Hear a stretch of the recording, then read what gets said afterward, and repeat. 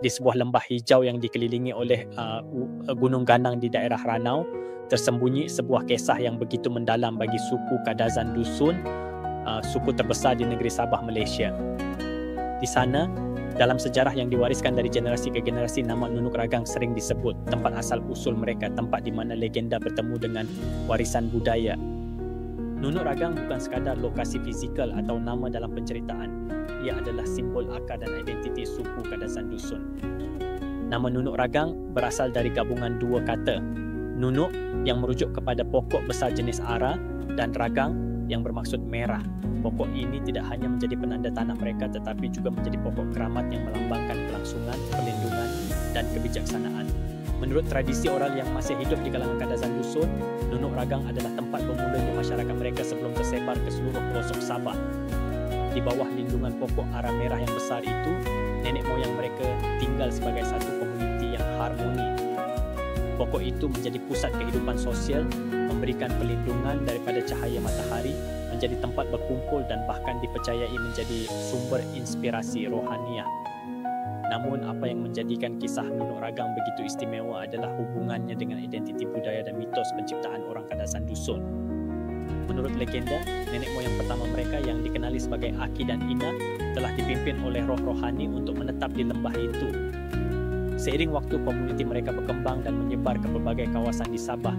Tetapi semangat dan kenangan akan Nunuk Ragang tetap tidak pernah luput. Bagi masyarakat Kadazan Dusun, Nunuk Ragang bukannya sekadar pokok atau tempat, dia membawa makna spiritual yang mendalam. Pokok ara besar itu melambangkan hubungan manusia dengan alam semula jadi, sesuatu yang sangat penting dalam budaya mereka.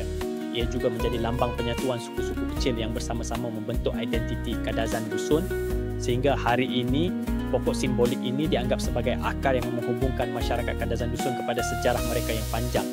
Kini, walaupun Nunuk Ragang asal sudah tiada, lokasi tersebut telah dijadikan tapak monumen budaya.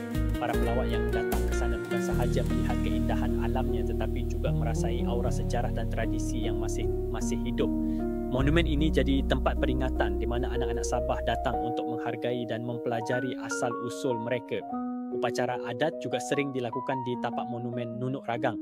Bagi suku Kadazan Dusun, ia adalah cara untuk menghubungkan diri mereka dengan semangat nenek moyang dan menghormati warisan mereka. Dalam setiap upacara, doa dan lagu-lagu tradisional mengisi udara, memperkukuhkan rasa kebersamaan dan penghormatan kepada mereka yang telah mendahului. Nunuk Ragang kini bukan sahaja dianggap sebagai tapak sejarah, tetapi juga sebagai simbol penyatuan budaya Sabah. Semangat pokok ara merah yang besar itu masih hidup, bukan dalam bentuk fizikal tetapi dalam hati setiap Kadazan Dusun. Ia adalah peringatan bahawa walau sejauh mana mereka tersebar, akar mereka tetap berpaut di sana, di lembah yang suatu ketika dahulu menjadi tempat kelahiran identiti mereka. Legenda Nunuk Ragang adalah seperti akar pokok ara itu sendiri, tertanam kukuh, menyebar jauh dan tidak pernah putus.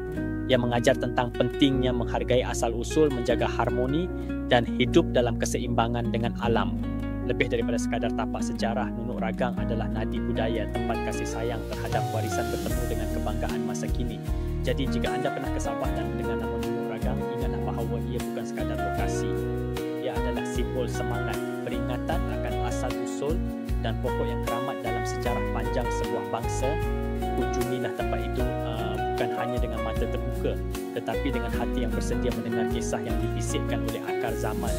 Suku Kadazan Dusun bangga akan warisan mereka seperti pokok ara merah yang pernah menjadi perlindungan mereka. Mereka terus berdiri teguh, menyatu dengan masa, sejarah dan tanah kelahiran mereka. Sekiranya anda ingin kami membuat penyelidikan berkenaan apa-apa cerita misteri atau mitos, sila tuliskan di ruang komen di bawah. Jangan lupa untuk tekan butang subscribe, share dan komen. Terima kasih.